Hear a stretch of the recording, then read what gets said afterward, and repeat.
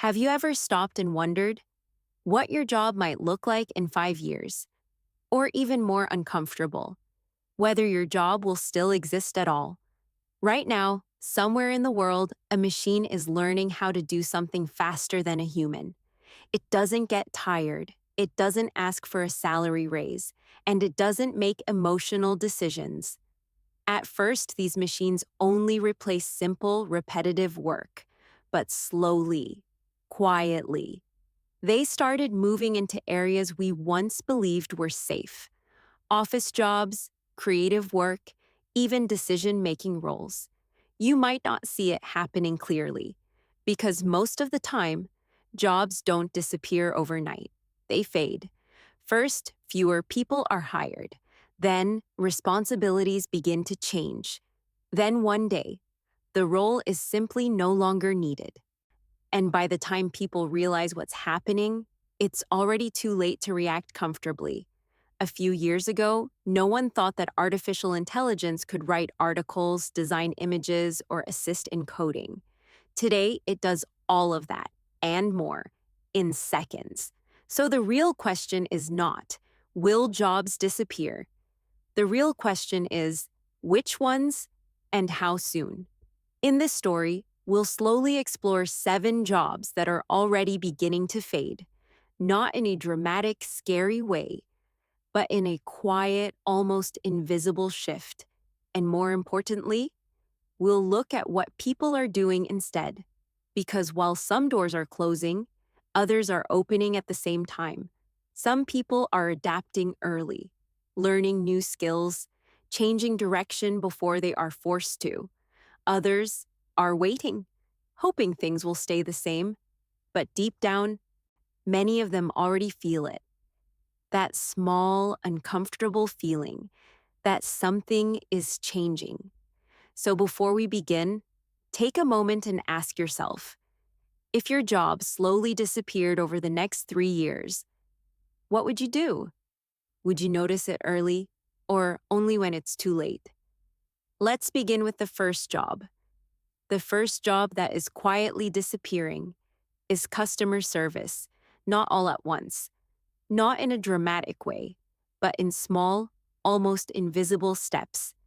A few years ago, when you needed help, you would call a company.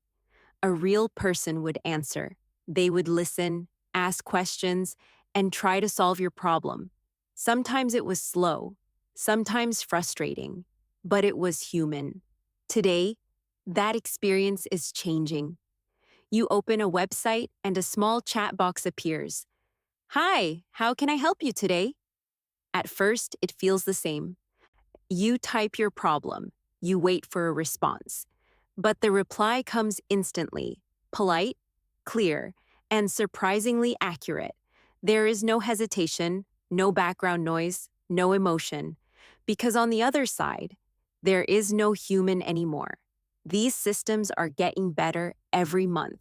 They can answer questions, process refunds, track orders, and even handle complaints. And for companies, the benefits are obvious. They don't need to train thousands of employees. They don't need to manage schedules. They don't need to worry about mistakes caused by stress or fatigue. One system can serve millions of customers at the same time. So slowly, something begins to happen. Fewer customer service jobs are posted. Fewer people are hired, and the remaining roles start to change. Instead of answering simple questions, humans are only called in for complex situations. But even that line is starting to move.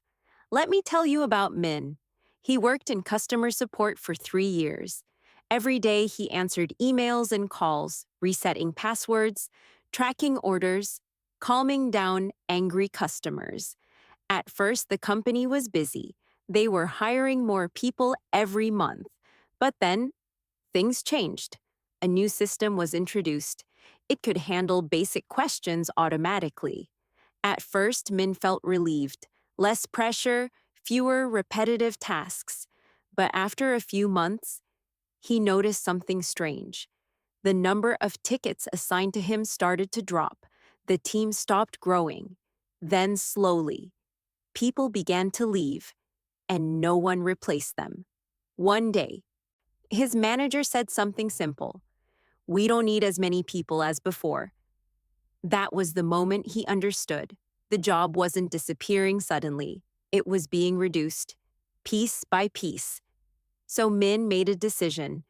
Instead of waiting, he started learning something new. Not something completely different, but something close. He learned how these systems worked, how companies design customer experiences, how to handle complex situations that machines still struggle with. Today, he no longer answers basic questions. He helps improve the system itself. And that is the key difference. Some people are being replaced, others are moving to a higher level. The job is not exactly gone, but it is no longer the same. And this is only the beginning, because the next job on the list is even more surprising. When the second job that is slowly disappearing might surprise you: data entry. For a long time, this job felt safe, simple, clear, and always needed. Companies had information everywhere: forms, documents, spreadsheets, and someone had to organize it all, type by type, line by line, hour after hour. It wasn't exciting work, but it was stable. Or at least, it used to be. Today, machines don't just store information, they understand it. They can scan documents, read handwriting, extract numbers, and organize everything in seconds. What once took hours now takes minutes. And it doesn't stop there. These systems don't get bored. They don't lose focus. They don't make small typing mistakes after a long day. So companies begin to ask a simple question: why are we still doing this manually? At first, and they automate only a small part, just to save time. But slowly, the system becomes more capable, and the role begins to shrink. Let me tell you about Lan. She worked in an office where her main task was entering data from paper forms into a system. Every day looked the same: stacks of documents, a computer screen, and long hours of quiet work. For years, nothing changed. Until one day, a new tool was introduced. It could scan entire documents and automatically fill in the system. At first, it made mistakes, so Lon still had work to do. She checked, corrected, adjusted. But over time, the system improved. It made fewer errors. It became faster, more reliable, and slowly, her role changed. She was no longer entering data. She was just reviewing it. Then even that became less necessary. And because the system kept learning, Lon started to feel something uncomfortable. Not fear exactly, but uncertainty.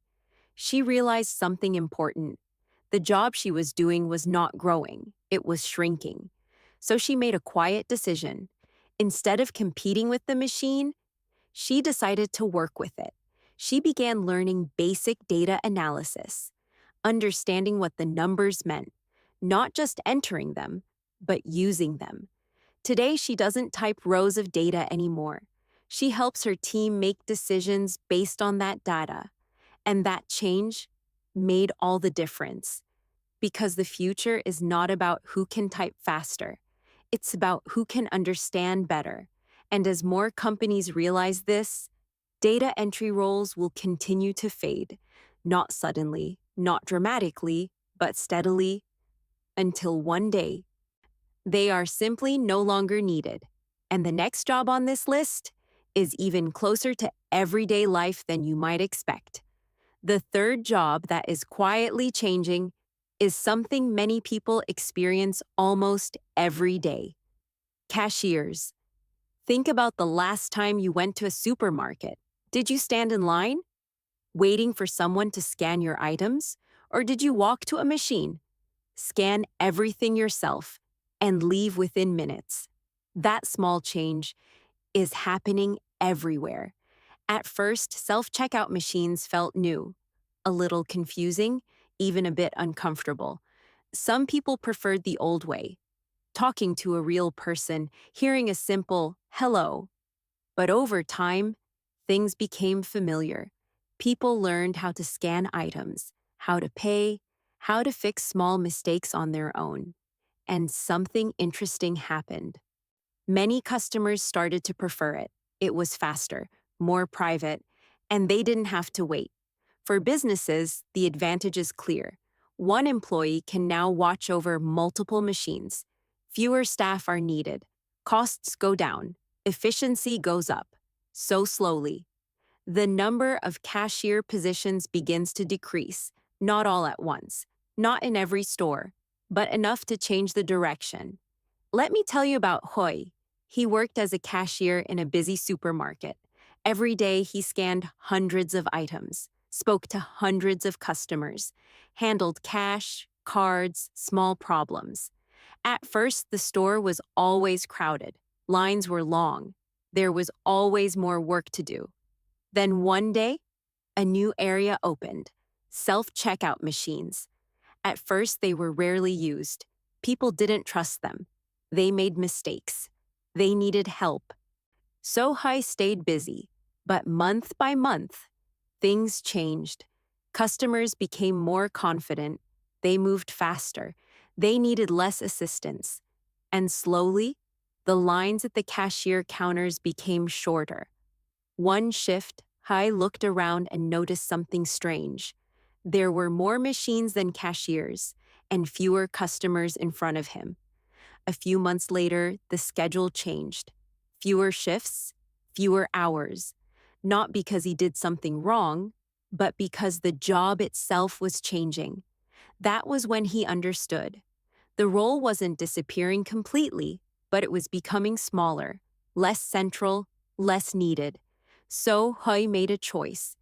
Instead of staying in the same position, he asked to learn something new inside the store: inventory management, customer assistance, handling issues that machines couldn't solve. Today, he no longer stands in one place all day. He moves around the store, helping people in different ways, and that shift helped him stay relevant. Because the truth is simple: machines are very good at repeating tasks, but they still struggle with human situations, confusion, emotion, unexpected problems. And that is where people still matter, but only if they are willing to move beyond the old role. Because the next job on this list is even more unexpected. The fourth job that is beginning to fade is driving. Not all driving, not everywhere, but in many places, the change has already started. A few years ago, the idea of a car driving itself felt like something from the future, something distant, something unreal. But today, that future is quietly arriving. Cars can already assist with steering, control speed, or stay in lanes, avoid obstacles. And in some cities, they can even drive without a human touching the wheel. At first, these systems are used as support, helping drivers stay safe, reducing mistakes. But over time, they begin to take more control. And that changes everything. Let me tell you about Tuan. He worked as a delivery driver for years. Every day he followed the same routes, picked up packages, dropped them off, drove for hours in traffic. It was tiring, but it was steady work. Then one day, his company introduced a new system. At first, it was just route optimization. The system told him where to go, which path was faster. It made his job easier, more efficient. But that was only the beginning. Soon new vehicles were tested, cars that could assist more actively, helping with braking, parking, and navigation. Tuan didn't worry at first. He was still in control. But over time, he noticed something. The company started hiring fewer new drivers and investing more in technology. The conversations began to change, not about hiring, but about upgrading systems. That was when he started to think differently. He realized something important. The value was no longer in just driving. It was in understanding the system. So instead of ignoring the change, He leaned into it. He learned how delivery systems work, how routes are planned, how logistics are optimized. Today, he still works in the same industry, but he doesn't spend all day behind a wheel. He helps manage the system that decides where hundreds of drivers go. And that shift gave him a future because driving as a task can be automated. But managing complexity still needs human thinking. Now, if you look back at everything we've talked about, customer service, data entry, cashiers, and drivers, you may notice a pattern. These jobs are not disappearing suddenly, they are evolving, shrinking in some areas, growing in others. And the people who adapt early are the ones who move forward. So the real question is not, will your job disappear? But rather, how will your job change? And will you change with it? Take a moment to think about your own situation. What part of your work could be automated? What part requires human judgment? Because that difference is where your future is. Thank you for spending this time with me. If this made you think a little differently about your work and your future, you're already one step ahead. And if you want to continue learning English through real life stories like this, don't forget to subscribe and stay with us.